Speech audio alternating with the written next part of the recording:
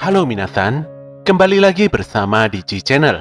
Setelah menunggu dalam waktu yang lumayan lama, anime Tate no Yusa no Nariagari Season 2 akhirnya dirilis juga. Tentu saja kami akan langsung mengupas tuntas storyline dari anime ini. Namun sebelum lanjut, buat kalian yang baru saja menemukan channel ini, silahkan untuk subscribe dulu ya. Dan jangan lupa untuk menyalakan notifikasinya, agar kami semakin semangat untuk menghadirkan konten-konten terbaik buat kalian. Oke, langsung saja. Inilah Tate no Yusa Season 2 episode pertama.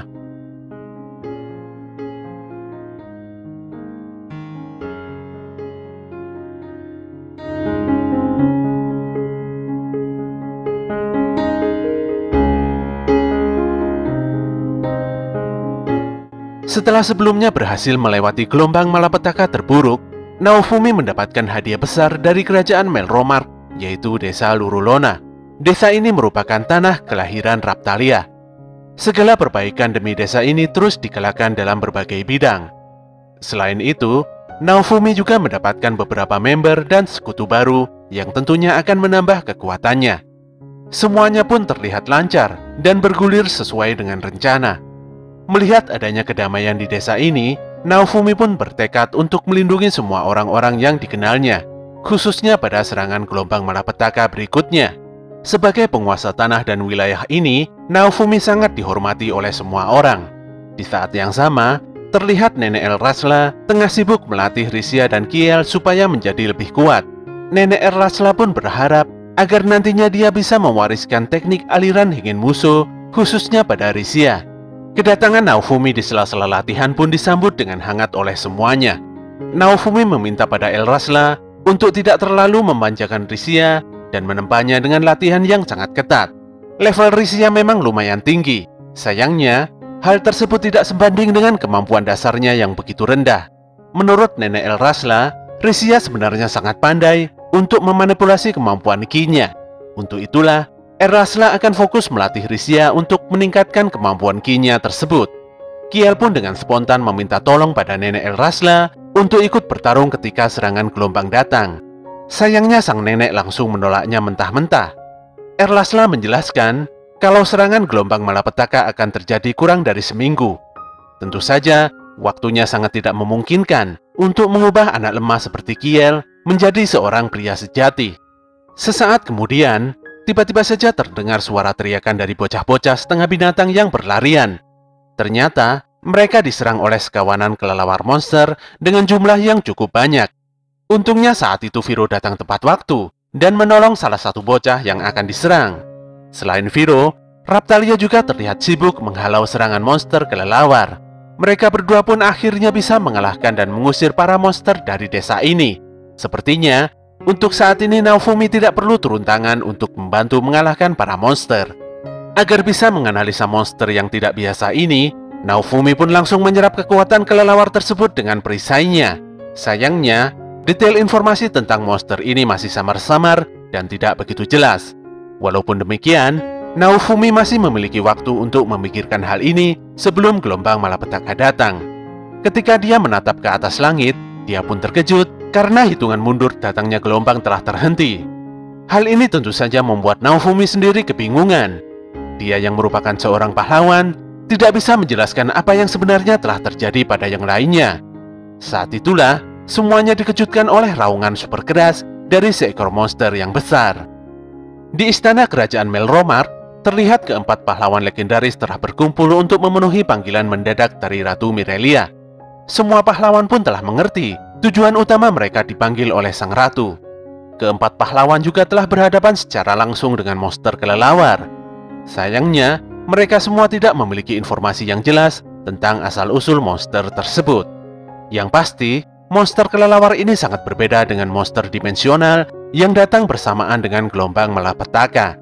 Menanggapi hal ini, sang ratu pun menjelaskan kalau monster legendaris yang bernama Kura-Kura Roh telah bangkit di kerajaan yang memiliki nama sama dengan monster tersebut, yaitu Kerajaan Kura-Kura Roh.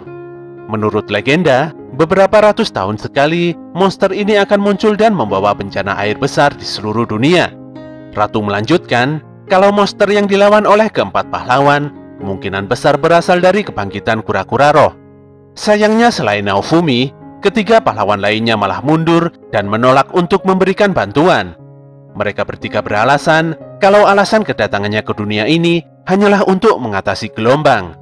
Mereka benar-benar tidak memiliki waktu untuk mengurusi hal yang lainnya. Tanpa rasa berdosa, mereka pun berlalu dan meninggalkan Naofumi serta sang ratu begitu saja. Di luar ruangan, Rishia bertemu kembali dengan Itsuki dan member partinya dulu. Itsuki hanya sedikit berbasa-basi dengan Rishia. Setelahnya, dia langsung pergi tanpa rasa peduli. Ketika Itsuki dan partinya hendak pergi, Rishia dengan spontan menghentikannya. Dia memohon pada Itsuki agar bisa pergi bersamanya untuk menyelamatkan dunia. Tanpa menoleh, Itsuki tidak yakin kalau Rishia akan mampu melakukannya. Itsuki juga menilai kalau Rishia tidak akan pernah berguna sekalipun Naofumi melatihnya dengan sangat keras. Walaupun sedih, Rishia tetap berusaha untuk mendekati Itsuki.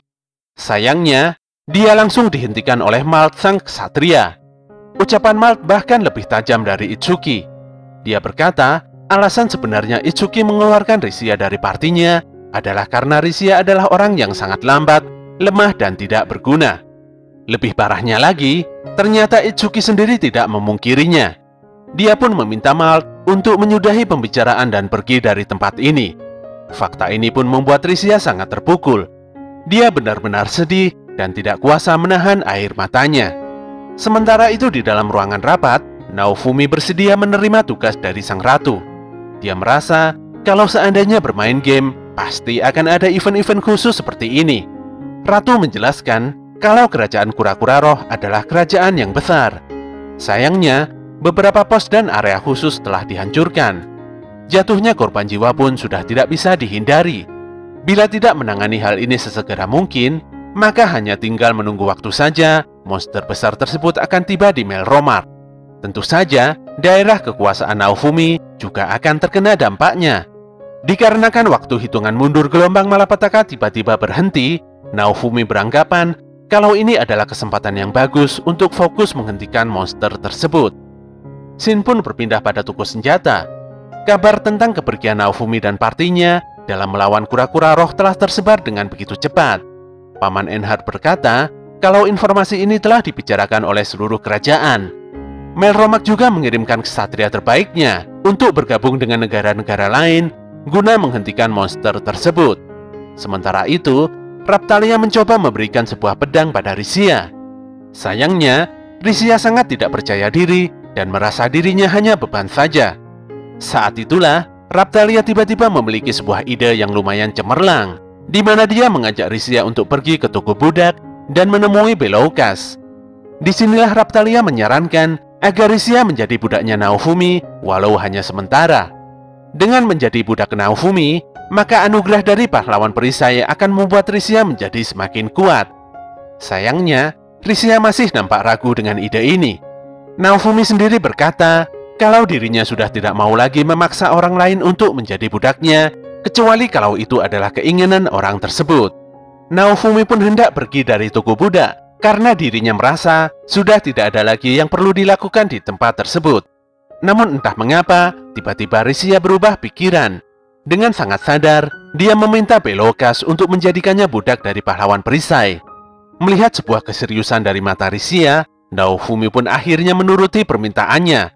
Ritual pun dilakukan. Singkat cerita, Beloukas telah menyelesaikan tugasnya dan Rishia telah bergabung sepenuhnya dengan menjadi budak Naofumi. Naofumi tidak menyangka kalau Rishia yang biasanya ragu-ragu, kali ini berani tegas. Rishia benar-benar ingin mendapatkan pengakuan dari Itsuki. Dia pun meminta agar Naofumi bersedia melatihnya dengan keras. Dan sesuai permintaan Rishia, Naofumi akan berusaha semaksimal mungkin untuk mengajarnya. Sesaat kemudian, Naofumi memerintahkan pada semuanya untuk segera bersiap, karena besok pagi-pagi buta, mereka semua akan pergi menuju kerajaan kura-kura roh. Keesokan paginya, Naofumi bersama dengan rombongannya langsung bertolak dari desa Lurolona menuju kerajaan kura-kura roh. Di dalam perjalanan ini, Rishia begitu takjub dengan keahlian Naofumi dan yang lainnya dalam bertahan hidup. Masakan olahan Naofumi pun begitu sangat nikmat di mulutnya. Selain itu, di sela-sela perjalanan ini, Rishia juga mulai terbiasa untuk membantu Naofumi berdagang. Bagaimanapun juga, Berdagang dan mencari uang adalah hal yang lumrah untuk dilakukan supaya mereka semua bisa bertahan di dunia yang keras ini. Tanpa terasa, sore itu rombongan Naofumi telah sampai di pinggiran wilayah kerajaan Kura-Kura Roh. Dari dalam keretanya, Naofumi dan Raphtalia melihat beberapa masyarakat yang berjalan pergi. Sepertinya mereka mulai menjauh dan menyelamatkan diri dari kerajaan yang sedang dirundung musibah ini. Di dalam situasi yang sulit ini, para masyarakat memang sudah tidak memiliki banyak pilihan. Pada malam harinya, Viro melakukan kontak komunikasi dengan Vittoria. Walaupun jarak mereka sangat-sangat jauh, mereka berdua berkomunikasi dengan rambut jambulnya yang sepertinya memiliki fungsi semacam antena. Vittoria bertanya, apakah benar Naofumi pergi untuk mengalahkan Kura-Kura Roh? Selain itu, Vittoria juga mengingatkan pada Naofumi, jika keempat pahlawan masih belum bisa akur, maka Naofumi harus segera melakukan sesuatu pada Kura-Kura Roh tersebut. Hal ini pun membuat Naofumi mengingat arti dari pernyataan Vittoria, di mana dunia ini pasti akan menuntut sebuah pengorbanan. Intinya, jika Naofumi tidak akur dengan ketiga pahlawan lainnya, maka Vittoria yang merupakan Ratu Virorial akan membunuh keempat pahlawan legendaris tersebut tanpa terkecuali. Risia pun terkejut mendengarkan penjelasan ini. Hal ini pun begitu jelas di pikirannya, kalau nantinya Itsuki juga akan dihabisi. Untuk saat ini, Naofumi berharap kalau mereka semua bisa sesegera mungkin tiba di kerajaan Kura-Kura Roh. Pada keesokan harinya, Naofumi dan rombongannya telah sampai di gerbang utama kerajaan Kura-Kura Roh. Banyak sekali penduduk yang hendak pergi untuk menyelamatkan diri dan keluarganya. Ketika telah memasuki gerbang, rombongan Naofumi pun tidak sengaja mendengar kabar kalau Kura-Kura Roh telah menyerang beberapa wilayah penting. Tentu saja, sebentar lagi serangan monster kura-kura tersebut akan sampai di pusat kerajaan ini. Tersiar kabar kalau kerajaan ini telah bersatu dengan kerajaan lainnya untuk menghentikan keganasan monster Kura-Kura Roh. Keempat pahlawan legendaris juga turut serta dalam misi penting ini. Sayangnya, 3 dari 4 pahlawan legendaris ini telah tewas dalam misi tersebut. Ketika mendengar kabar yang belum jelas tersebut, Risia pun menjadi sangat khawatir pada kondisi Itsuki. Dia pun merangsek keluar dari kereta dan berlari tanpa tujuan yang jelas. Dengan cepat, Naofumi pun segera menghentikannya. Naofumi berkata, kalau melangkah terburu-buru dan tidak memiliki petunjuk yang jelas adalah tindakan yang tidak ada gunanya. Mendengar ocehan Naofumi malah membuat Risia semakin sedih dan menangis. Untuk menenangkan Risia, Naofumi meminta Viro untuk menghubungi Vittoria. Dia ingin meminta informasi, adakah salah satu dari keempat pahlawan legendaris yang telah tewas. Vittoria pun mengabarkan lewat Viro, kalau untuk saat ini masih belum ada pahlawan yang mati. Informasi penting ini pun pada akhirnya membuat Risia menjadi tenang dan sedikit lega. Bagaimanapun juga, jika salah seorang dari keempat pahlawan tewas, Naofumi sendiri nantinya juga bakal kerepotan. Untuk itulah, Naofumi mengajak timnya untuk segera mencari informasi tentang jejak pahlawan yang lainnya. Sesaat kemudian, mereka semua pun dikejutkan oleh serangan monster kelelawar dalam jumlah yang sangat banyak. Lebih parahnya lagi, tidak hanya monster kelelawar, namun ada juga monster gorila yang juga ikut menyerang. Sepertinya para monster ini telah menargetkan serangannya pada pos pemeriksaan kerajaan. Para penduduk yang masih berada di lokasi pun banyak yang menjadi korban. Naofumi pun menjadi geram dan sesegera mungkin melakukan tindakan pencegahan. Untuk menghentikan kebrutalan para monster, Naofumi memerintahkan Raphtalia dan Viro untuk membantunya bertarung. Sementara itu, Risia ditugaskan untuk mengungsikan para penduduk ke kota yang merupakan titik aman. Naofumi pun mulai menolong penduduk yang sudah tersudut oleh para monster. Demikian juga dengan Raphtalia dan Viro. Mereka berdua juga terlihat sibuk menghabisi para monster dengan teknik serangannya masing-masing. Sesaat kemudian, Naofumi memerintahkan Viro untuk melepaskan sihir ke arah tebing bebatuan untuk membendung para monster pada satu titik. Setelah selesai dengan tugas tersebut, Viro dan Raphtalia diperintahkan untuk pergi membantu Risia yang mana masih sangat sibuk mengungsikan para penduduk ke titik aman. Naofumi pun akan menahan para monster ini sendirian. Dia pun mengeluarkan teknik head reaction agar para monster mengincar dan terfokus padanya. Monster familiar kelelawar dan gorila pun sontak mengejarnya hingga berkumpul pada satu titik. Saat itulah, Naofumi menghabisi para monster dengan teknik perisai angin tornadonya. Para monster pun dibuat habis dan kocar-kacir nggak karuan. Naofumi pun merasa tenang, karena sebagian besar monster telah berhasil ditahannya. Sayangnya, Perasaan tenangnya tidak bertahan lama. Para monster pun mulai bermunculan dan datang kembali dalam jumlah yang lebih banyak dari sebelumnya. Kondisi buruk ini pun memaksa Naofumi untuk mengeluarkan teknik terkuatnya, yaitu perisai amarah. Pada akhirnya, para monster yang sangat banyak tersebut bisa dihabisi dengan sekali hentakan serangan. Bagaimana tidak, ledakan kekuatan perisai amarah begitu sangat besar dan juga mengerikan. Akibat teknik ini, daerah di sekitar Naofumi menjadi hancur luluh dan berantakan. Walaupun kuat, faktanya teknik ini adalah teknik terkutuk yang seharusnya tidak digunakan oleh Naofumi. Akibatnya, nafas Naofumi pun menjadi berat dan tersengal-sengal. Dia pun meminta maaf pada semuanya karena telah bertindak di luar batas kemampuannya. Beberapa saat kemudian, tiba-tiba Naofumi dan partinya didatangi oleh seorang wanita berkerudung yang memastikan dan bertanya kalau Naofumi adalah benar-benar seorang pahlawan perisai. Naofumi pun menjawab pertanyaan wanita tersebut dan memastikan kalau dirinya memang adalah seorang pahlawan perisai. Anehnya, setelah mengetahui kalau Naofumi adalah pahlawan perisai, justru wanita ini meminta untuk dibunuh saja.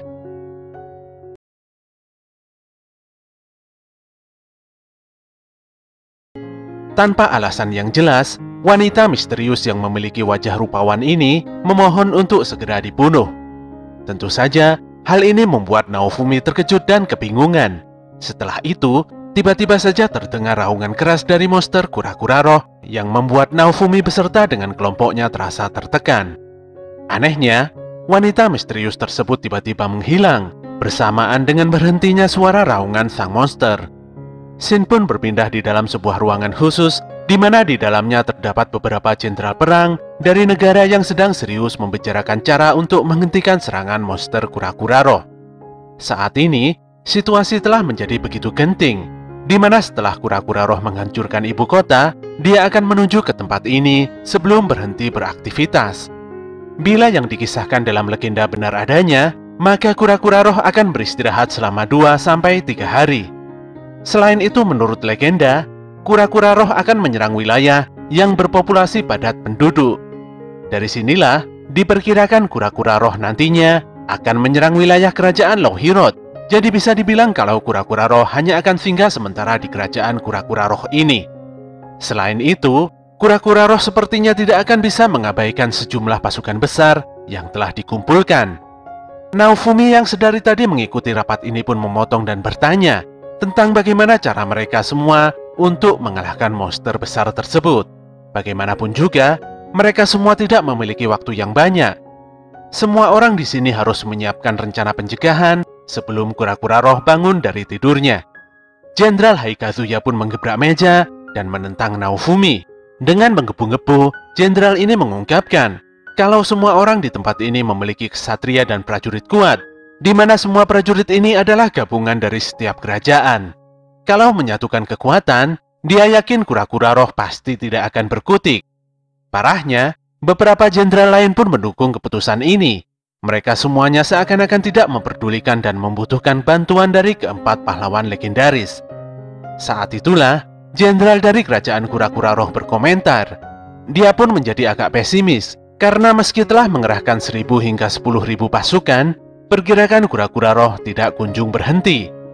Menurut sang jenderal, mustahil mengalahkan kura-kura roh dengan cara biasa. Dengan serius dia berkata, kalau semua negara membutuhkan kekuatan dari 4 pahlawan legendaris, tentu saja Naofumi menyanggupinya. Namun Naofumi meminta agar semua orang tidak terlalu gegabah dalam melangkah. Naofumi ingin menekan jumlah korban jiwa di medan pertempuran. Dengan demikian, hal tersebut tidak bertentangan dengan tugas utamanya, yaitu menghadapi gelombang malapetaka. Pembicaraan pun dilanjutkan oleh Ratu Mirelia, di mana dia akan memimpin rapat aliansi antar negara yang membahas tentang strategi untuk mengalahkan kura-kura roh. Sementara itu di luar gedung, Risia dan Viro bertemu dengan Eclair serta nenek Elrasla. Kedatangan Eclair dan Elrasla adalah untuk memberikan dukungan kekuatan pada Naofumi yang merupakan junjungannya. Mereka berdua segera datang karena menilai serangan kura-kura roh adalah ancaman yang setara dengan gelombang malapetaka. Eclair sebenarnya merasa tidak enak hati pada Naofumi. Dia pun berhenti melatih para prajurit demi meringankan beban Naofumi. Setelah mengetahui posisi Naofumi dari Risia, Eclair melihat sosok misterius berkerudung yang tengah memasuki gerbang di mana para petinggi negara tengah mengadakan rapat. Di dalam ruangan rapat, Naofumi dikejutkan oleh fakta tentang pahlawan 7 bintang. Para pahlawan tersebut diketahui sedang dalam perjalanan menuju kerajaan kura-kura roh dari negerinya. Sayangnya, ada sebagian dari mereka yang masih jauh. Tentunya, mereka mungkin tidak akan datang tepat pada waktunya. Ratu Mirelea menjelaskan pada Naofumi kalau pahlawan 7 bintang tidak seperti 4 pahlawan legendaris. Mereka adalah 7 pahlawan yang menggunakan senjata fatal. Ada beberapa yang dipanggil dari dunia lain seperti Naofumi, namun ada juga pahlawan yang terpilih dari dunia ini. Hal ini pun membuat Naofumi mengingat tentang Glass dan rekan-rekannya. Selain itu, Ratu juga menjelaskan kalau saat ini pahlawan 7 bintang lebih lemah dari 4 pahlawan legendaris. Bagi Naofumi, eksistensi pahlawan 7 bintang merupakan hal yang baik daripada tidak ada tambahan kekuatan sama sekali. Saat itulah, sosok wanita misterius telah muncul dan bergabung di dalam rapat para petinggi negara. Naofumi pun terkejut ketika Jenderal Kura-Kura Roh memanggil wanita ini dengan sebutan yang mulia. Ternyata, wanita cantik ini adalah selir dari mendiang Raja Kerajaan Kura-Kura Roh yang sekaligus menjabat sebagai wali negara. Wanita ini pun memperkenalkan dirinya yang bernama Oz Horai. Horai menjelaskan kalau penampilan fisiknya memang mirip seperti manusia. Dia pun membuka identitas aslinya yang ternyata adalah roh pelayan atau bawahan dari Kura-Kura Roh. Pengakuan ini pun membuat para jenderal sangat terkejut. Demikian pula dengan Jenderal Kura-Kura Roh yang selama ini melayaninya. Naofumi sadar kalau Horai mirip dengan sosok monster kelelawar dan gorila yang ditemuinya. Hanya saja, Horai lebih baik karena dia berwujud seperti manusia biasa. Jenderal Kura-Kura Roh masih kebingungan, dan dia menanyakan apa yang sebenarnya telah terjadi pada Horai. Horai sendiri pun hanya bisa meminta maaf, karena semua yang dilakukannya selama ini hanyalah sebuah kebohongan semata. Tugas Horai selama ini adalah melakukan pendekatan pada penguasa negara dan melakukan segala tipu daya muslihat untuk mengumpulkan jiwa manusia. Mendengar penjelasan Horai yang tiba-tiba dan tidak begitu jelas, membuat Naofumi ingin memastikan apa sebenarnya tujuan utama Horai. Dengan jujur Horai menjawab kalau dirinya telah diberikan tugas oleh tuannya yang merupakan Kura-Kura Roh untuk mencegah munculnya gelombang malapetaka. Tentu saja untuk menghentikan gelombang tersebut, dia harus menggunakan jiwa manusia sebagai sumber daya utamanya. Tipe familiar manusia seperti Horai ditugaskan untuk menipu manusia yang memiliki kekuatan serta kekuasaan. Nantinya, dia akan menciptakan perang antar negara sehingga Kura-Kura Roh bisa mengumpulkan banyak jiwa. Kalau cara itu gagal, dia akan menggunakan para monster untuk menyerang manusia dan mengambil jiwanya secara bertahap dari seluruh penjuru dunia. Jika cara ini masih gagal, maka jalan terakhirnya adalah segel Kura-Kura Roh akan terlepas, dan monster ini akan mengintai dunia hingga banyak korban jiwa yang tidak terhitung jumlahnya. Namun saat ini, ada seseorang yang telah merusak segel Kura-Kura Roh dengan sengaja. Hal ini pun menyebabkan Kura-Kura Roh melakukan penghancuran, walaupun bukan atas kemauannya sendiri. Walaupun Kura-Kura Roh telah mendapatkan kekuatan untuk menghentikan gelombang malapetaka, namun saat itu, dunia pasti sudah musnah. Kalau hal ini sampai terjadi, maka tentu saja Horai tidak bisa memenuhi tugasnya. Untuk itulah, Horai memohon pada Naofumi untuk menghancurkan dan membunuh Kura-Kura Roh. Dari penjelasan Horai, dapat ditarik kesimpulan kalau untuk saat ini, Kura-Kura Roh bergerak bukan karena keinginannya sendiri. Jadi ada kemungkinan orang yang telah merusak segel Kura-Kura Roh saat ini sedang mengendalikan sang monster. Disinilah Horai akan memberikan saran sehingga aliansi ini bisa menemukan dan menghentikan dalang di balik kejadian ini. Horai juga berkata kalau Kura-Kura Roh sedang menuju tempat di mana banyak orang berkumpul, jadi bisa dipastikan kalau tempat ini akan menjadi incaran Kura-Kura Roh selanjutnya. Lagi-lagi jenderal dari negara Haikazuya menjadi kesal dan marah. Dia menilai Horai telah mempermainkan semuanya, hingga dia ingin sekali memenggal kepala wanita tersebut. Sayangnya hal tersebut mustahil dilakukan. Horai akan tetap hidup kembali, walaupun sudah dibunuh berkali-kali. Saat itulah, Jenderal Mideus menenangkan semuanya. Semua orang yang berada di ruangan rapat ini sebenarnya sudah tahu cara untuk menghentikan Kura-Kura Roh. Saat ini yang diperlukan adalah rencana yang matang dan jelas, sekaligus memilih pemimpin yang nantinya akan memberikan komando utama. Jenderal Haikazuya pun berusaha untuk mengambil alih komando karena negaranya memiliki jumlah pasukan yang paling banyak. Sementara itu, Jenderal Louhirot menentangnya.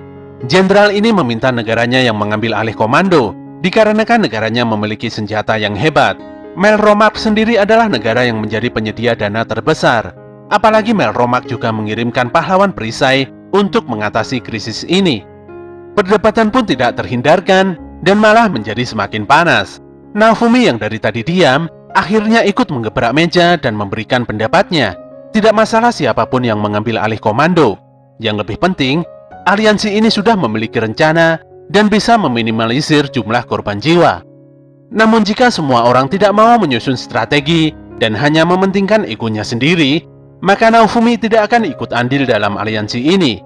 Pun demikian, Naofumi tidak berlepas tangan. Dia nantinya akan bergerak sendiri dengan timnya untuk mengalahkan kura-kura roh.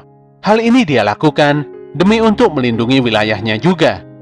Setelah mengeluarkan isi hatinya, Naofumi pun langsung pergi meninggalkan ruangan rapat tersebut. Shin pun sekilas memperlihatkan sesosok karakter misterius yang sepertinya telah bertanggung jawab merusak segel kura-kura roh di tempat yang tidak diketahui keberadaannya. Eclair begitu menyayangkan hasil rapat para petinggi negara yang saat ini telah berakhir tanpa adanya kesepakatan yang jelas. Elrasla sendiri memaklumi kalau Naofumi adalah tipe orang yang lebih suka bergerak sendiri daripada harus bergantung pada orang lain. Di tengah-tengah obrolan, Horai tiba-tiba datang dan menyapa semua member pahlawan perisai.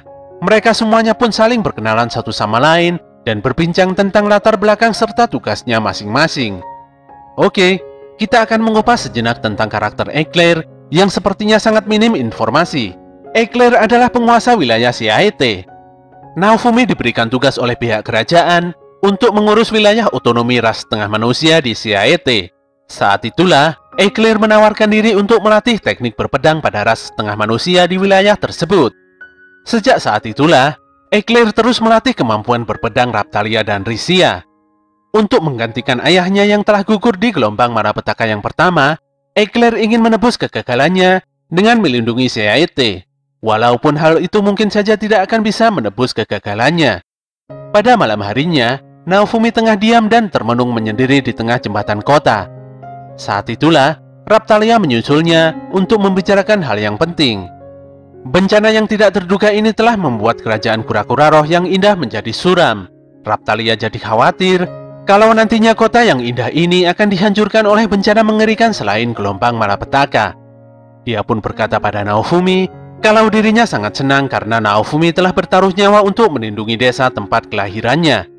Namun Raptalia berharap agar Naofumi tidak hanya memikirkan desanya saja. Walaupun mungkin saja Naofumi tidak sependapat dengan Raptalia, namun para jenderal yang mewakili wilayahnya masing-masing pasti bukanlah orang yang jahat. Mereka hanya ingin melindungi negerinya, seperti Naofumi yang juga ingin melindungi wilayahnya. Raptalia pun memohon agar Naofumi bersedia untuk mengambil alih komando. Bersama dengan member partinya, Raptalia mengajak Naofumi untuk membuat rencana yang tidak bisa dibantah oleh para jenderal tersebut. Dengan demikian, semua orang pasti akan mendengarkan Naofumi yang merupakan seorang pahlawan. Hal ini pun pada akhirnya membuat Naofumi menjadi maklum. Keesokan harinya, Naofumi mulai memberikan pengarahan pada semua jenderal dan pasukannya tentang strategi penanggulangan serangan kura-kura roh. Sesuai dengan legenda, kura-kura roh akan pergi ke tempat yang banyak jiwanya. Dengan mengandalkan jumlah pasukan yang banyak, mereka hanya perlu memancing kura-kura roh di tempat yang sudah ditentukan. Jadi semuanya tidak perlu repot-repot menunggu kedatangan sang monster di pusat kota. Tidak perlu juga untuk mengalahkan kura-kura roh, karena nantinya Naofumi sendiri akan membereskan sisanya. Disinilah, Jenderal Haikazuya akan menyiapkan batalion penunggang naga terbaiknya untuk dijadikan umpan. Batalion ini terdiri dari kavaleri, pasukan berat, dan prajurit pemanah. Selain itu, Jenderal Haikazuya mengungkapkan kalau bangsanya memiliki prajurit terkuat di negeri ini. Sementara itu, Jenderal Louhirot telah menempatkan senjata terbaiknya untuk mengepung area di mana kura-kura roh akan muncul. Mau sebesar apapun ukurannya, sang jenderal yakin kalau pasukannya bisa melumpuhkan salah satu kaki dari sang monster. Pun demikian, Naofumi merasa kalau bantuan kekuatan sebesar ini masih belum cukup untuk menghentikan kebrutalan kura-kura roh. Dia pun meminta pada Jenderal Mideus untuk meruntuhkan benteng perang yang telah ditinggalkan dalam beberapa dekade. Sang jenderal sendiri memastikan kalau pasukan penyihirnya bisa melakukannya. Sayangnya, mereka hanya bisa melakukannya sekali saja, dan dengan satu syarat, yaitu kondisi nyawa para penyihir tidak terancam. Apabila kondisi itu terpenuhi, maka pasukan penyihir akan terus mengikuti rencana yang telah dibuat. Jenderal Kura-Kura Roh berkata, kalau pasukannya memiliki bom yang cukup untuk meledakkan gunung beserta dengan benteng terbengkalai tersebut. Naofumi pun mengambil keputusan untuk menggunakan kekuatan bom dari negeri Kura-Kura Roh. Jadi untuk sementara, kekuatan pasukan penyihir akan disimpan terlebih dahulu. Semua jenderal pun setuju dan mulai melangkah pergi untuk menjalankan strategi. Setelah semua rencana disampaikan, Naofumi hanya kepikiran tentang bagaimana caranya untuk memenggal kepala Kura-Kura Roh. Naofumi pun memerintahkan pada Raptalia, Viro, dan El Rasla untuk standby bersamanya. Sementara itu Risia dan Horei diperintahkan untuk mencari berbagai informasi tentang Kura-Kura Roh di perpustakaan kota. Beberapa saat kemudian, Eclair terlihat tengah memimpin pasukan berkuda dalam jumlah yang cukup banyak. Beberapa prajurit dari kerajaan Kura-Kura Roh juga terlihat sibuk menyiapkan bom seperti yang telah direncanakan. Senjata berat milik kerajaan Lohiro juga telah disiapkan para prajurit di pos-pos yang telah ditentukan. Sementara itu, Risia, Horei, dan Ratu Mirelia masih terlihat sangat sibuk untuk membaca-baca tumpukan buku dan mencari informasi tentang Kura-Kura Roh. Naofumi sendiri bertindak sebagai juru masak di kamp aliansi para prajurit. Pada malam harinya, Naofumi dan partinya nampak sedang duduk dan berkumpul bersama. Suasana menjadi semakin menyenangkan karena di tengah-tengah mereka ada api unggun yang begitu hangat. Eclair menyampaikan sebelum berangkat menuju kerajaan Kura-Kura Roh, dia sempat mampir ke ibu kota Melromark dan ada beberapa titipan dari Paman Enhart. Enhart yang baik hati telah memberikan beberapa senjata pilihannya untuk digunakan oleh Naofumi dan partinya. Raptalia mendapatkan pedang Usauni yang begitu indah. Viro mendapatkan cakar Inold, sementara Risia sendiri mendapatkan kostum Kigurumi yang menyerupai Viro. Pembicaraan pun terus bergulir dengan nyaman dan akrab, tanpa adanya kepalsuan sedikit pun di dalamnya. Sayangnya, kebersamaan yang begitu nyaman itu langsung buyar ketika Kura-Kura Roh kembali mengeluarkan hentakan raungannya sekali lagi.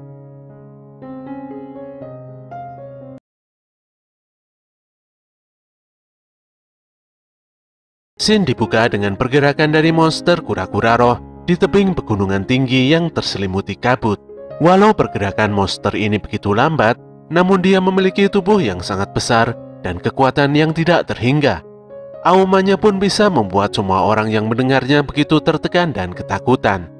Adegan pun berpindah pada pusat kerajaan Kura-Kura Roh, di mana di sana telah berkumpul para petinggi dari beberapa negara. Ketika ada seorang prajurit yang mengabarkan tentang pergerakan Kura-Kura Roh, para jenderal termasuk Ratu Mirelia begitu terkejut dan tegang. Pahlawan perisai, para penunggang naga dari pasukan Haikazuya serta pasukan kavaleri dari Melromark telah bersiap untuk memulai penyerangan. Ratu Mirelia pun memberikan perintah agar tim pengepungan dari kerajaan Lohirot dan pasukan pengebom kerajaan Kura-Kura Roh untuk bersiap di posnya masing-masing. Jenderal kerajaan Kura-Kura Roh pun berdiri dan berinisiatif untuk mengambil alih komando dari pasukan pengeboman. Setelah berpamitan pada para pemimpin negara, dia pun langsung pergi menuju titik yang direncanakan. Di depan gerbang kerajaan, Naofumi dan rombongannya sedang bersiap untuk menuju titik pertempuran. Dia pun kedatangan seorang prajurit dari kerajaan Melromark yang ditugaskan untuk menjadi utusannya. Setelah melihat sosok prajurit ini dari dekat, Naofumi menyadari kalau prajurit wanita ini adalah salah satu dari bayangan yang selalu menjaga Melty. Prajurit ini pun menjelaskan alasan mengapa dia tidak berada di dekat Melty. Saat ini Melty memintanya untuk membantu Naofumi secara khusus. Sesaat kemudian, Eclair datang dan menyampaikan kalau dia dan pasukannya akan menjalankan strategi yang sudah direncanakan. Naofumi pun menjadi tenang karena Eclair adalah guru ilmu pedang terbaik yang dimiliki oleh Melromark. Dia berharap supaya nantinya Eclair tidak mati di medan perang.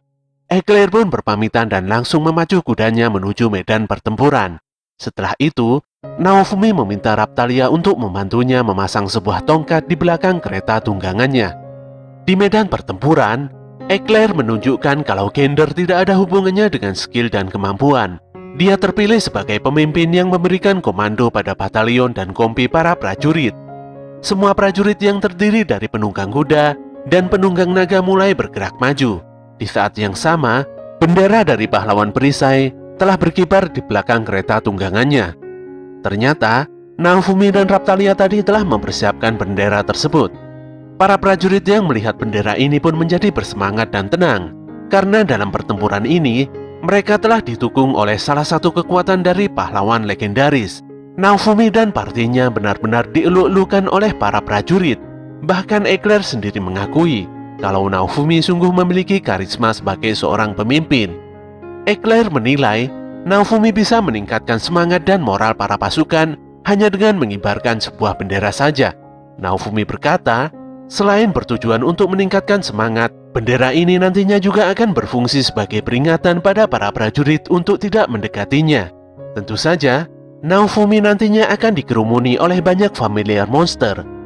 Oleh karena itu, mendekati bendera ini adalah pilihan yang buruk. Beberapa saat kemudian, para familiar monster kelelawar dalam jumlah yang begitu banyak pun mulai terlihat. Pemandangan ini juga membuat semuanya menjadi serius dan lebih waspada. Naofumi dan Eclair pun mulai melakukan pergerakan sesuai dengan strategi yang sudah direncanakan. Eclair dan pasukannya tetap melangkah maju, sementara Naofumi mengambil jalan lainnya. Naofumi memerintahkan Viro untuk berlari lebih cepat, sementara dia sendiri mengeluarkan teknik heat reaction untuk memancing semua monster kelelawar agar mengejar keretanya. Semua monster yang hendak menyerang pasukan Eclair pun langsung ngacir dan beralih mengejar Naofumi. Kesempatan ini pun digunakan Eclair dan pasukannya untuk terus melangkah maju dan menjalankan strategi selanjutnya. Eclair memerintahkan pasukannya untuk terus maju dan mempertahankan formasi. Tugas utama Eclair dan pasukannya yang begitu banyak adalah untuk memancing monster kura-kura roh. Tentunya, kura-kura roh menjadi tertarik pada jumlah jiwa yang sangat banyak. Sementara itu, pasukan Low Hero yang berada di atas tebing nampaknya sudah siap dengan persenjataannya. Saat itulah, kura-kura roh tiba-tiba sudah berada di belakang batalion yang dipimpin oleh Eclair. Pemandangan yang tidak biasa ini pun membuat beberapa prajurit agak ketakutan dan menelan ludah. Untungnya, setelah berusaha semaksimal mungkin, Eclair telah berhasil memancing kura-kura roh untuk memasuki celah perbukitan. Naofumi sendiri masih sibuk karena dikejar oleh monster kelelawar akibat teknik yang digunakannya. Tiba-tiba saja, Naofumi memerintahkan Viro untuk menghentikan keretanya. Bukan tanpa alasan, ternyata di depan mereka telah muncul monster familiar gorila yang keluar dari dalam tanah. Naofumi pun memerintahkan pada semua membernya untuk menghabisi semua monster familiar di tempat ini.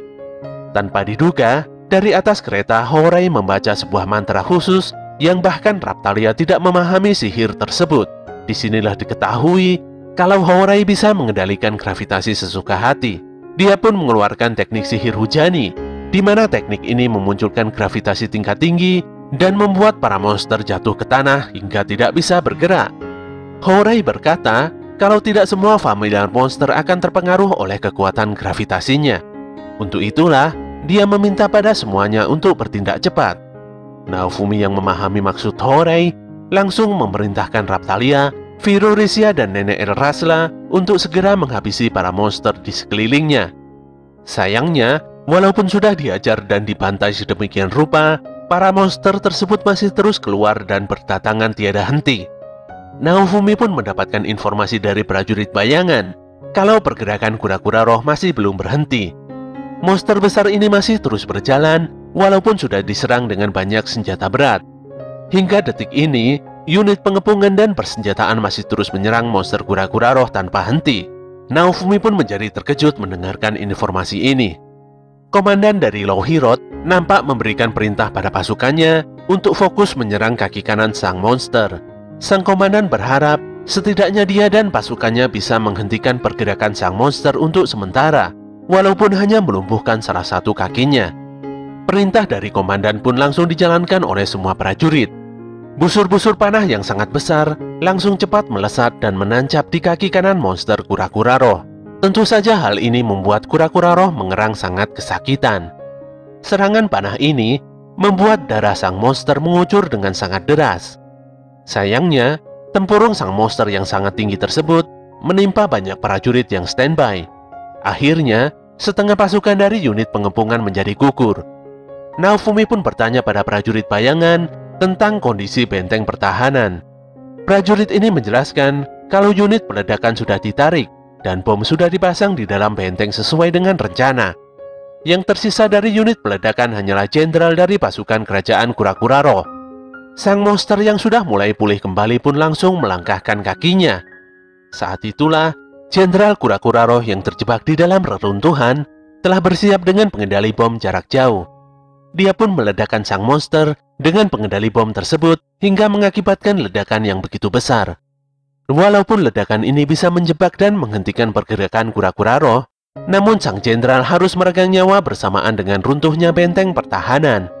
Naofumi dan partinya hanya bisa terdiam dan tidak bisa berbuat apa-apa. Eclair dan pasukannya mulai mendekati sang monster dari arah depan, sementara pasukan persenjataan dari Loughirot mengepung sang monster dari belakang. Saat ini, Naofumi masih memikirkan cara untuk memenggal kepala sang monster. Nenek Elrasla berkata kalau dirinya tidak mungkin bisa melakukan hal tersebut. Seandainya Raptalia dan Risia bisa menguasai teknik ingin musuh dengan sempurna, maka mungkin saja dia bisa melakukannya. Risia terlihat sibuk mencari informasi tentang Kurakuraro dengan cara membaca buku khusus yang telah ditemukan oleh Ratu Mirelia. Ketika mencoba melihat buku tersebut, Hourai tiba-tiba menjadi pusing. Risia pun dengan cepat memberikan informasi penting pada Naofumi. Meskipun pergerakan Kurakuraro terhenti, namun masih berbahaya. Hourai mengungkapkan saat Kurakuraro tidak lagi bisa mengumpulkan jiwa manusia dengan cara menginjaknya, maka dia akan melancarkan serangan jarak jauh. Naofumi pun menjadi terkejut ketika melihat sang monster mengeluarkan banyak duri tajam dan melepaskannya ke udara.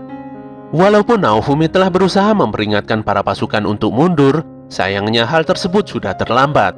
Duri tajam dari sang monster telah menghujani para pasukan yang belum siap menghindar. Ledakan besar pun terus terjadi hingga membuat para prajurit kehilangan nyawanya.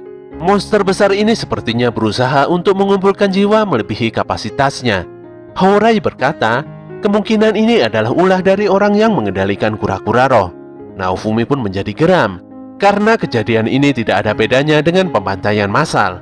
Ketika dia melihat tubuh bagian belakang sang monster, dia pun sadar kalau dirinya tidak memiliki pilihan lain.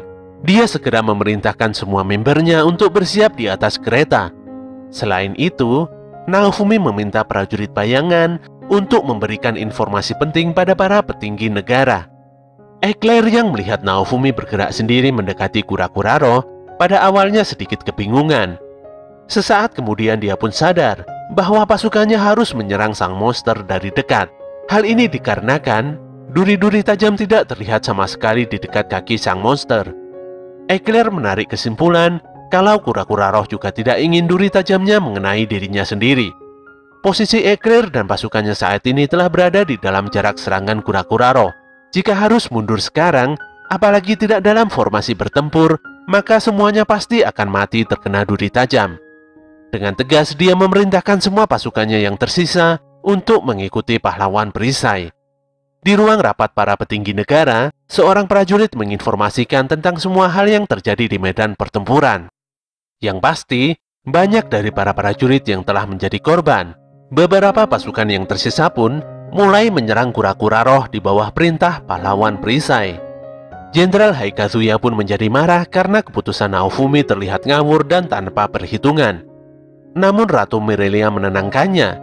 Bagaimanapun juga, yang sedang dibicarakan ini adalah pahlawan perisai. Mirelia yakin Naofumi pasti memiliki rencana yang benar-benar matang. Sesaat kemudian, seorang prajurit lain memberikan pesan dari pahlawan perisai, di mana saat ini semuanya akan melancarkan strategi fase kedua. Mirelia yang telah mengkonfirmasi pesan ini langsung memerintahkan para penyihir dari kerajaan Mideus untuk mempersiapkan mantra ritual sesegera mungkin. Sementara itu di medan pertempuran, semua prajurit masih sibuk menghadapi amukan Kurakuraro yang begitu brutal. Korban jiwa pun banyak sekali yang berguguran. Walau demikian, beberapa prajurit masih terus berusaha melawan dan tidak putus harapan. Naofumi dan kelompoknya terus melaju dengan cepat mendekati sang monster. Para penyihir dari Mideus terlihat begitu serius merapalkan mantra di atas tebing benteng pertahanan. Dikarenakan teknik ini akan membebani para penyihir, maka serangan ini hanya bisa digunakan sekali saja. Naofumi begitu yakin serangan dari para penyihir ini bisa meledakkan kaki kura-kura roh seperti ranjau darat. Minimal dengan serangan ini, pergerakan kura-kura roh akan terhenti sepenuhnya. Saat itulah Naofumi dan yang lainnya memiliki kesempatan untuk memenggal kepala sang monster. Naofumi pun mempertanyakan keyakinan dan keputusan Hourai. Jika kura-kura roh dikalahkan, maka keberadaan Hourai juga akan lenyap. Hourai pun menjawab kalau dia tidak keberatan sama sekali dengan keputusannya. Bagaimanapun juga, itulah alasan utamanya meminta bantuan Naofumi untuk menghentikan kura-kura roh. Kemunculan seekor monster besar yang tiba-tiba membuat Viro harus menghentikan langkahnya. Monster dengan level yang cukup tinggi ini ternyata adalah monster familiar parasit yang merupakan gabungan dari beberapa monster. Naofumi pun menjadi kesal, padahal dia dan kelompoknya sudah lumayan dekat dengan kura-kura roh. Walaupun hampir mencapai batasnya, Hourai kembali mengeluarkan teknik sihir gravitasinya untuk menghentikan pergerakan monster parasit tersebut. Beberapa prajurit bahkan rela mempertaruhkan nyawanya untuk mengepung sang monster bersama-sama. Para prajurit ini meminta pada Naofumi untuk fokus melawan kura-kura roh saja. Kesempatan emas ini digunakan Naofumi untuk terus maju. Agar bisa bergerak lebih efisien, dia dan yang lainnya melompat untuk menunggangi Viro. Sesaat kemudian, para penyihir telah selesai merapalkan mantranya. Dari atas langit, muncul sebuah pola sihir yang melepaskan serangan penghakiman pada kura-kura roh yang tepat berada di bawahnya. Sihir ini adalah sihir berbahaya yang digunakan oleh Paus untuk membunuh Naofumi dan partinya pada season 1 anime ini. Serangan sihir penghakiman ini telah berhasil menggores leher kura-kura roh. Naofumi pun tidak akan menyia-nyiakan kesempatan ini dan memerintahkan Raptalia dan Viro untuk terus menyerang maju. Raptalia dan Viro langsung bergerak dan menghempaskan serangan kuatnya tepat pada luka di leher kura-kura roh. Naofumi juga tidak tinggal diam. Dia mengeluarkan perisai udara dan menancapkan serangannya di atas serangan Raptalia dan Viro. Walau serangannya tersebut masih kurang untuk membunuh kura-kura roh, namun monster tersebut tetap mengerang kesakitan. Hourai yang telah mencapai tempat Naofumi langsung memberikan bantuan berupa dukungan sihir dengan memperkuat perisai Naofumi. Bantuan kekuatan Hourai sontak membuat perisai udara Naofumi membesar dan tentu saja kura-kura roh semakin kesakitan. Tidak menyia-nyiakan kesempatan lagi, Naofumi kembali memerintahkan Raptalia dan Viro untuk menyerang. Sebelum itu, Risia juga memberikan dukungan sihir untuk memperkuat serangan Raptalia dan Viro. Serangan gabungan Raptalia dan Viro pada akhirnya berhasil menebas leher kura-kura roh. Para prajurit pun terdiam, namun sesaat kemudian mereka semua berteriak karena telah berhasil mengalahkan kura-kura roh. Banyak dari para prajurit yang masih tidak menyangka kalau mereka semua telah menang. Walau telah berhasil, Naofumi dan yang lainnya terlihat sedih. Dengan dikalahkannya kura-kura roh, maka keberadaan Os Hourai juga akan lenyap. Ketika Risia menangisi kepergian Hourai, tiba-tiba saja Hourai muncul dan memberikan sapu tangan untuk menyeka air matanya. Hal ini pun sontak membuat semuanya terkejut. Melihat Hourai yang masih hidup, maka bisa diartikan kalau kura-kura roh masih belum kalah.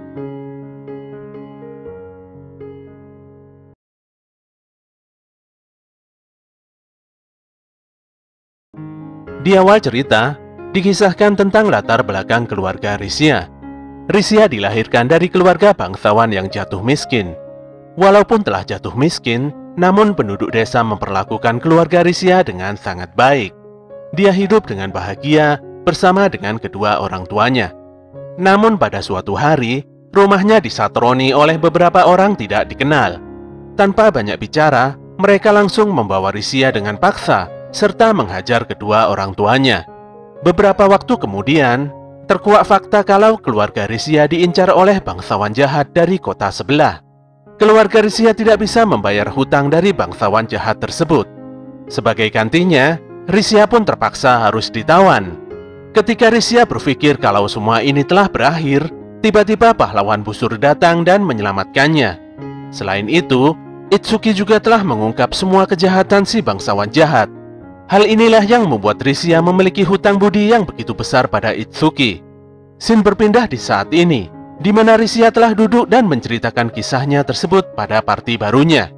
Sesaat kemudian, Naofumi memutuskan kalau partinya akan menaiki punggung Kurakuraro dan berangkat pada esok paginya. Saat fajar mulai menjelang, Naofumi dan kelompoknya pun bergegas menuju punggung Kurakuraro. Walau sudah memotong kepala sang monster, namun Hourai yang merupakan pelayannya masih hidup. Naofumi khawatir kalau Kurakuraro akan bangkit dan mengamuk lagi. Apalagi saat ini, pasukan aliansi masih butuh suplai dan waktu beristirahat setelah pertarungan sebelumnya. Untuk itulah, dia bersama partinya akan menaiki punggung Kurakuraro dan mencari titik kelemahannya. Tanpa terasa, Naofumi dan kelompoknya telah mendekati punggung Kurakuraro. Untungnya pasukan pengepungan langsung bergerak dengan cepat tanggap. Para pasukan ini bergerak dan telah membuatkan media penyeberangan walaupun masih berupa tali saja. Mereka juga mengucapkan terima kasih pada Hourai karena telah bertarung dan melindungi para prajurit lain dalam pertarungan sengit kemarin. Mereka pun mempersilahkan Naofumi dan rombongannya untuk segera menyeberang ke punggung Kurakuraro. Naofumi dan yang lainnya pun bisa menyeberang lancar dengan menunggangi Viro. Punggung Kurakuraro memiliki tebing tinggi berkabut serta daratan yang agak luas. Melihat kondisi ini, Naofumi merasa kalau pekerjaan mereka tidak akan berjalan dengan mudah. Ketika sudah berjalan agak jauh, Naofumi meminta Hourai untuk mencoba mengingat sesuatu. Sayangnya, Hourai sama sekali belum mendapatkan penglihatan tentang tempat ini. Dikarenakan sudah cukup lelah, Naofumi pun memutuskan pada semuanya untuk berkemah di tempat ini. Malam hari pun tiba, semuanya nampak beristirahat ditemani dengan hangatnya api unggun. Risia dan Hourai nampak masih terjaga dan saling bercengkrama. Dalam obrolan tersebut, Risia teringat kembali pada Itsuki. Dia sedih karena lagi-lagi tidak bisa menolong dan membantu Itsuki. Hourai pun menenangkannya. Bagaimanapun juga, saat ini Risia bertarung melawan Kurakuraro bukan sebagai rekan pahlawan busur. Dia bertarung sebagai rekan dari pahlawan perisai. Hourai merasa kalau Risia yang sekarang pasti bisa membantu pahlawan busur dengan lebih optimal.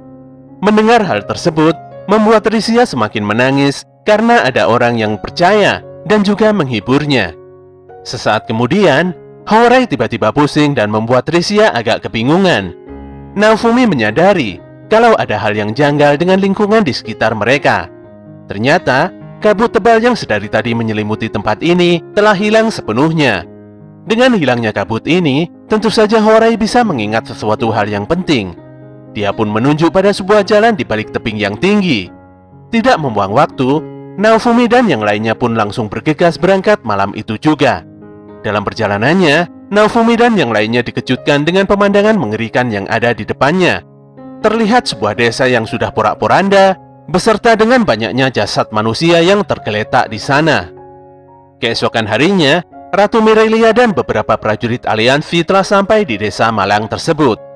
Sang ratu nampak prihatin dan sedih melihat situasi buruk ini.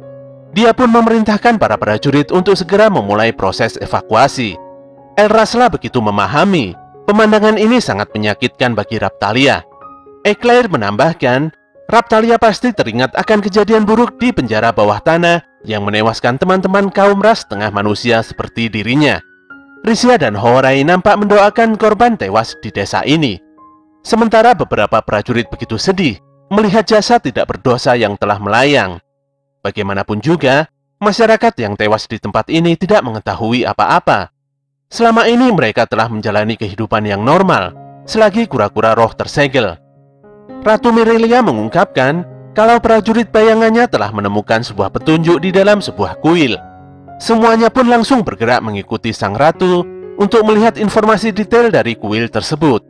Sebelum memasuki kuil, prajurit bayangan meminta semuanya untuk lebih berhati-hati karena bangunan kuil sudah hancur dan mungkin bisa runtuh kapan saja. Menurut catatan, kuil ini digunakan untuk menyembah kura-kura roh.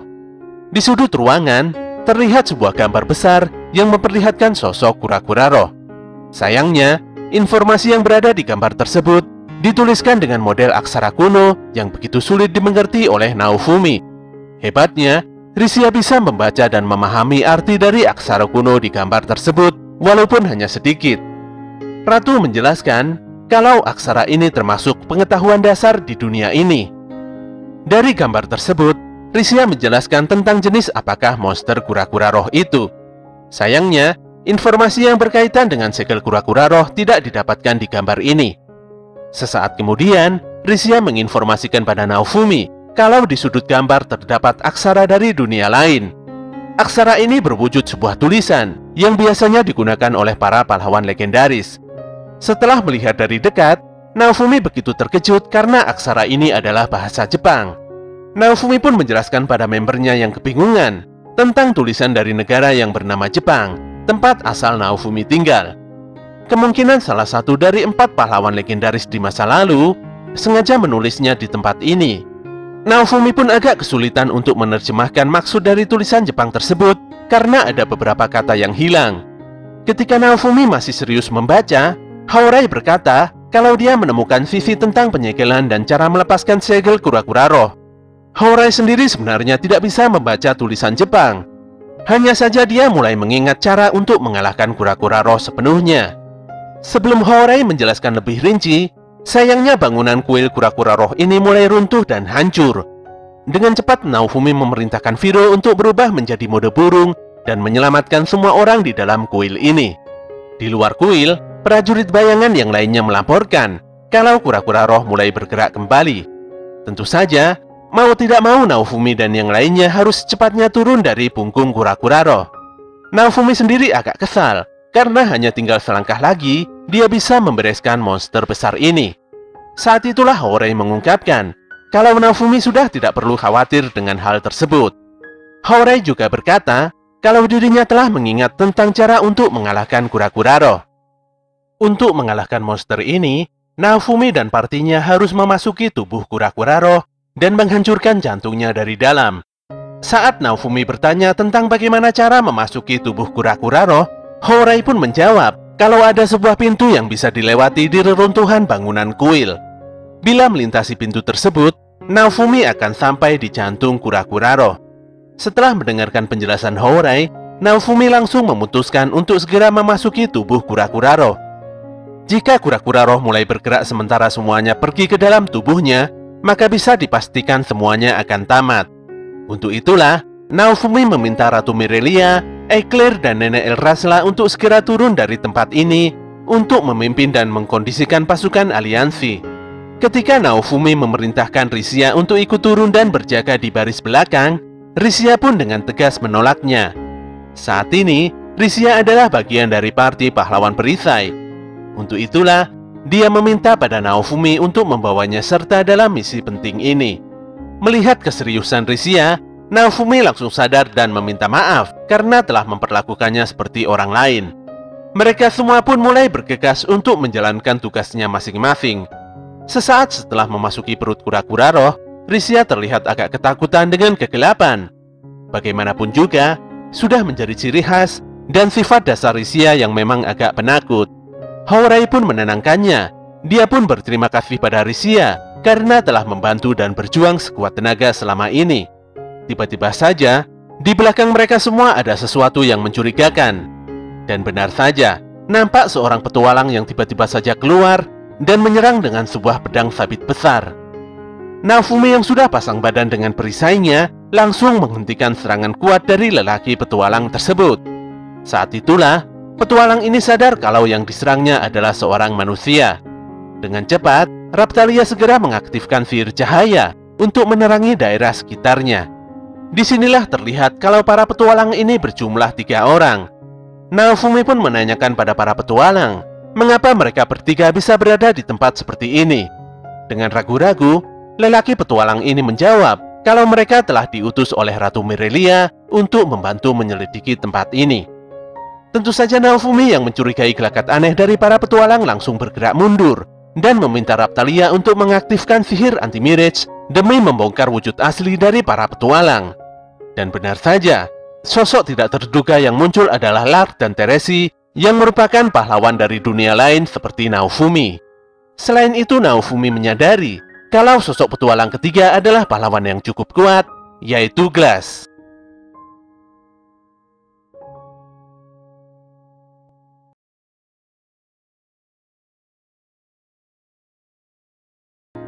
Scene dibuka dengan menampilkan sosok Haurai yang sedang berjalan di tempat antah berantah. Di dalam batinnya, Hourai merasa kalau dirinya adalah familiar monster kura-kura roh yang memiliki misi mulia untuk melindungi dunia dari ancaman gelombang malapetaka. Anehnya, kondisi ini malah membuatnya ingin terus hidup. Dia yang hanya familiar kura-kura roh juga bingung ketika dia melihat senyuman dari para prajurit aliansi yang diselamatkannya. Hal ini pun malah membuat hatinya begitu terasa sakit. Tiba-tiba saja, dia mendengar suara lelaki yang sedang tertawa. Saat Hourai melihat sosok lelaki tersebut lebih dekat, tiba-tiba saja kepalanya menjadi pusing. Sesaat kemudian, Hourai tersadar kembali bersamaan dengan terkuaknya sosok Lark, Teresi, dan Glass. Dengan tegas, Naofumi berkata tentang apa maksud dan tujuan sebenarnya dari ketiga musuhnya ini. Kondisi ini tentunya membuat Naofumi sangat waspada, karena sebelumnya dia dan timnya sudah bentrok habis-habisan dengan 3 pahlawan ini di Pulau Kalmira. Lark pun menjawab kalau tujuan dia dan timnya datang ke tempat ini bukanlah untuk bertarung melawan Naofumi. Lebih detailnya, Lark dan kelompoknya akan memburu seorang oknum yang telah membuka segel dan mengendalikan kura-kura roh. Hourai mengungkapkan kalau oknum yang mengendalikan kura-kura roh kemungkinan juga datang dari dunia lain seperti Lark dan yang lainnya. Penjelasan Hourai dibenarkan oleh Teresi dan Glass. Oknum yang tidak bertanggung jawab ini selalu mengendalikan binatang penjaga dari berbagai dunia lain dan menjadikan kekuatan binatang penjaga tersebut menjadi miliknya. Fakta ini pun membuat Lark begitu kesal. Pasalnya oknum yang tidak bertanggung jawab ini telah bertindak sesuka hati hanya demi kepentingan pribadinya sendiri. Pada akhirnya, dunia ketiga pahlawan ini pun harus mengalami penderitaan dan kehancuran. Oleh karena itulah, Lark, Teresi, dan Glass harus menghentikan ulah oknum ini sesegera mungkin.